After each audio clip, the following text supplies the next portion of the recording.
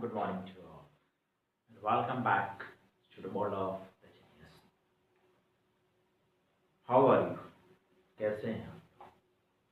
उम्मीद करता हूँ अच्छे होंगे, सुरक्षित होंगे, खुशहाल होंगे। टुडे इन दिस सेशन, आज इस वीडियो में हम बात करने वाले हैं सीबीएसई 10th स्टैंडर्ड की एक बहुत ही अच्छी कविता composed by Robert Frost, Last of Snow. In this session, we will discuss about the objective questions of this poem. और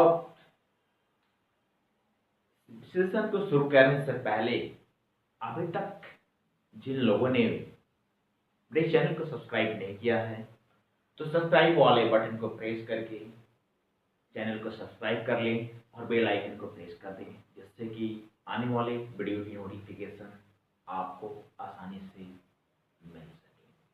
तो चलिए बगैर समय को किल करते हुए, बगैर समय इन्वेस्ट करते हुए हम इस सेशन की शुरुआत करते हैं। और ऑब्जेक्टिव क्वेश्चन डिस्क्राइब करने से पहले मैं एक बार फिर आपको इस कविता का that means dust of snow जो टाइटल है वो फिर से मैं आपको डिस्क्राइब कर देता हूं। This poem is from the first flight book CBSE 10th standard. For what reason the author had to give such type of title? क्या रीजन था कि लेखक ने डस्ट ऑफ स्नो ही टाइटल दिया? कुछ और भी दे सकता था title, the beautiful scenery of nature भी दे सकता था। So many titles were available, लेकिन उसने यही टाइटल क्यों चूज किया? रॉबर्ट फ्रॉस्ट ने। सवाल ये भी उठता है। बिफोर स्टार्टिंग द सेशन, मैं एक बार फिर से इसके समरी को मैं एक बार फिर से बता दे रहा हूं। इस पॉइंट को मैं फिर से एक बार रिसाइट कर देता हूं। The way A crow struck down on me the dust of snow from a hemlock tree. ध्यान देंगे, dust of snow क्या होगा है? Here that means just as in our area, that is इस समतल एरिया हमारे तरफ जब बूंदाबांदी होती हैं, ड्रिजलिंग होती हैं, या उसकी बूंदे जो गिरती हैं, फॉग जो चलता है, उसमें देखे होंगे धूल की तरह वो ये ओस की बूंदे गिरती हैं। जैसे हमारे यहाँ ड्रिजलिंग होती है, in the same way hilly area जो होते हैं, बर्फीली एरिया होते हैं, इन द सेम वे इसी कंडीशन में उधर बर्फबारी होती है। और वो जो बर्फ स्नो जो गिरते हैं, that mean ice, dust of snow जो गिरते हैं, स्नो जो गिरते हैं, वो बिल्कुल धूल की बात होते, बिल्कुल हल्के होते हैं। In a small particles, dust are in a small particle. That's why the author has given the title of the poem Dust of Snow. कभी कभी ऐसा होता है कि कुछ बातें देखने में बहुत छोटी लगती हैं, कुछ चीजें हम जिन्हें नकारात्मक सोचते हैं, सोचते हैं कि नाकाम किए, इसका कोई इस्तेमाल नहीं है, ये यूजलेस है। कभी कभी ऐसा होता है, वक्त आने पे, वक्त पे वो जिसे हम नाकाफी समझते हैं, दैट मीन्स यूजलेस समझते हैं, वो यूजलेस बेकार की वस्तुएं भी बड़ी काम की हो जाती है, that means become very useful in our life. So in this point the author described that all those things to whom we regard negative, वे सारी वस्तुएं जिन्हें हम नेगेटिव नकारात्मक रुख देते हैं, नकारात्मक मानते हैं, रिगार्ड करते हैं, not always give negative meanings, हमेशा नकारात्मक रिजल्ट नहीं देते हैं। Here he is used negative things, that means one thing is a crow. पहला तो एक कौवा है। We all know the color of crow is black. हम सब जानते हैं कि इस कौवे का जो रंग होता है बिल्कुल काला होता है, एंड इट्स वॉइस इज श्रेल, और इसकी आवाज क्या होती है, कर्कश आवाज होती है, जिसकी आवाज किसी को पसंद भी नहीं आता है। जिस किसी के दरवाजे में बैठ कर सुबह सुबह बोलता है, अगर दिख जाएगा तो लोग उसे कंकड़ मार के, डंडे से मार के उसको भगा देते हैं। कहां कहां से आकर सुबह सुबह बोलना शुरू कर दिया। And the other thing is a hemlock tree. Hemlock tree means that means एक धतूरे का पौधा। आप देखेंगे दुर्गा पूजा या शिवरात्रि के समय भगवान शिव महाकाल को ये धतूरे का फल फूल उनको चढ़ाया जाता है। And hemlock tree is highly poisonous, काफी जहरीला होता है। देखेंगे, ध्यान देंगे दो चीज, एक जो है, एक है hemlock tree, hemlock tree, hemlock poisonous, poisonous nature. Second है crow, Srila voice.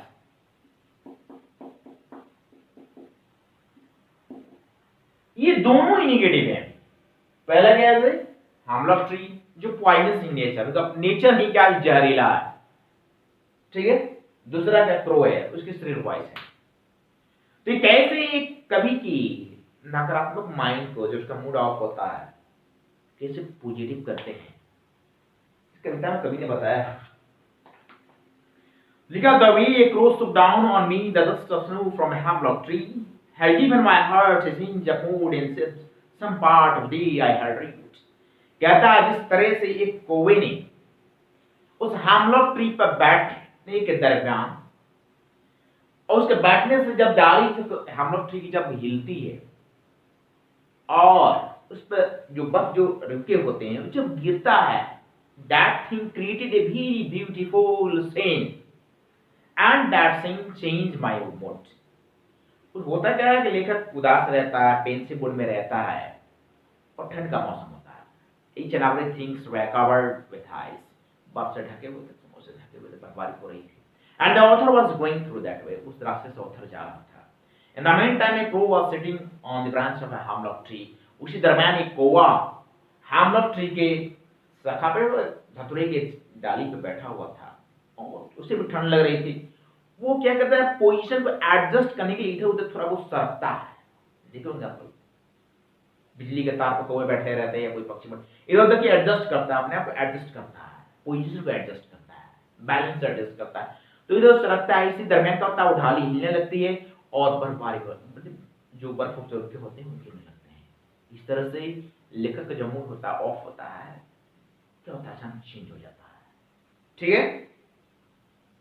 Has given my heart a change of mood and saved some part of a day I had lived। कहता है, बाकी जो मेरा मूड ऑफ था 5-6 घंटे उठने के बाद जो मेरे बर्बाद हुए थे उदासी में, लेकिन बाकी का जो समय था इन धतूरे के पेड़ और उस कौवे की वजह से मेरा बाकी का समय बच गया।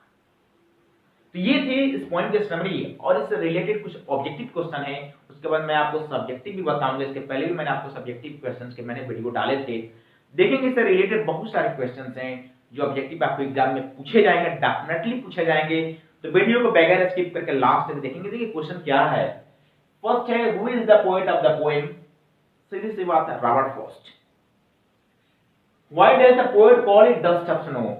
कवि ने इस कविता को डस्ट ऑफ स्नो क्यों कहा है, कि भाई उस बर्फ जो गिर रहे हैं ना, स्मॉल पार्टिकल्स में थे, काफी छोटे छोटे कण में बर्फबारी हो रही थी, that's why the author has called dust of snow. देखेंगे, snow particles were too tiny, बहुत छोटे छोटे थे।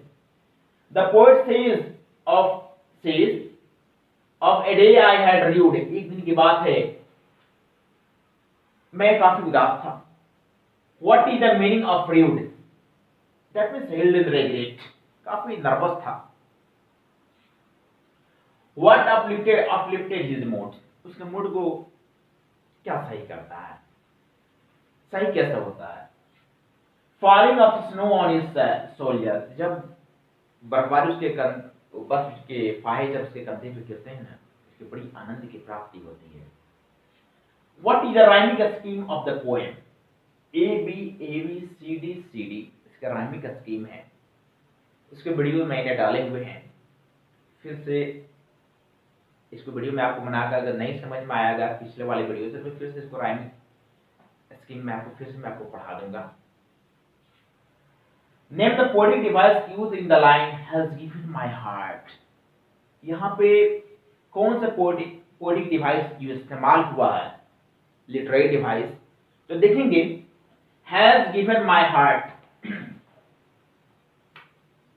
has as has. Here true consonant sounds are repeated in both letters. That's why here the letter device is used is alliteration. यहाँ पे अनुप्रास अलंकार का इस्तेमाल हुआ है। The poetic device used in the line and shift some part of shift some part. यहाँ पे भी कौन से लिटरेरी डिवाइस का इस्तेमाल हुआ जी? यहाँ भी आपके एलिट्रेशन के इस्तेमाल हुआ है, यानी अनुप्रास अलंकार का इस्तेमाल हुआ है। और लिटरेरी डिवाइस से रिलेटेड वीडियो भी आपको डाला गया है, फिगर ऑफ स्पीच। आप जाकर उस वीडियो को देखेंगे, डेफिनेटली आपको वहां समझ में आएगा। ठीक है, डिटेल में पढ़ने के लिए आप उस वीडियो को विजिट करें, वहां पर alliteration, metaphor, simile, apostrophe, personification से रिलेटेड बहुत सारे वीडियो आपको वहां मिल जाएंगे in a simple way. What does dust of snow represent? Healing power of nature. Dust of snow क्या रिप्रेजेंट करते हैं जी? प्रकृति की ताकत। The crow and hemlock tree symbolize, कौवा और हेमलॉक ट्री क्या चीज को रिप्रेजेंट करते हैं? दुख, विपत्ति, मुसीबत। देखेंगे अब बात आती है जब आप कुछ एक्सट्रैक्ट दे दिए गए होते हैं। अब बात आती है कुछ एक्सट्रैक्ट, जैसे कविता के 3-4 लाइन आपको दे दिया गया, एक स्टेंजा दे दिया जाता है, उस स्टेंजा से रिलेटेड नीचे 4-5 क्वेश्चंस आपको दिए गए होते हैं। करना ये होता है कि आपको उस स्टेंजा को पढ़कर नीचे दिए गए क्वेश्चंस के आंसर देने होते हैं। देखे है कि the way A crow took down on me the dust of snow from a hemlock tree। तो फर्स्ट क्वेश्चन है name the poem and poet. इस कविता का नाम बताएं और कवि का नाम बताएं। तो ये कभी कविता पढ़ें, dust of snow, and poet's name is Robert Frost. Where was the crow? कौवा कहां था? The crow was on the hemlock tree, hemlock tree पे बैठा था। What did the crow do? कौवे ने क्या किया जी? उसने हेमलॉक ट्री के डाली को हिलाया तो बर्फ के नीचे गिरने लगे। The crow shook down the hemlock tree। What does a hemlock tree represent? Hemlock tree क्या रिप्रेजेंट करते हैं जी? sorrow। hemlock tree represents sorrow। चलिए अब आते हैं 11 नंबर पे, सेकेंड एक्सट्रैक्ट पे। इसमें है, ध्यान से सुनेंगे, has given my heart a change of mode and saved some part of a day I had root। has given my heart में दिल को काफी सुकून देता है। देखिए जी, Who is I in this line? इस लाइन में I किसके लिए है? डेफिनेटली भाई कवि जो है अपने बारे में अपने लिए I का इस्तेमाल किया है। Here the word I is used for the poet। कवि के लिए, डेट मीन रॉबर्ट फ्रॉस्ट के लिए है। What changed the mood of the poet? कवि का मूड क्या चेंज करता है जी? Falling of dust change the mood of the poet। ऊपर से जो बर्फबारी होते हैं कवि का मूड चेंज करते हैं। What did the poet decide? कवि क्या डिसाइड करता है जी? the poet decided, not कवि, the poet decided that he had saved his some part of the day, मतलब due to that hemlock tree and the crow।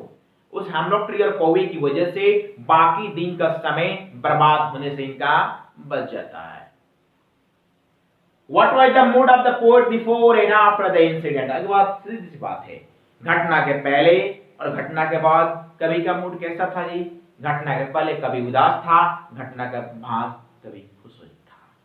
Before the incident, the poet was in pensive mood, and after the incident, the poet was in happy mood।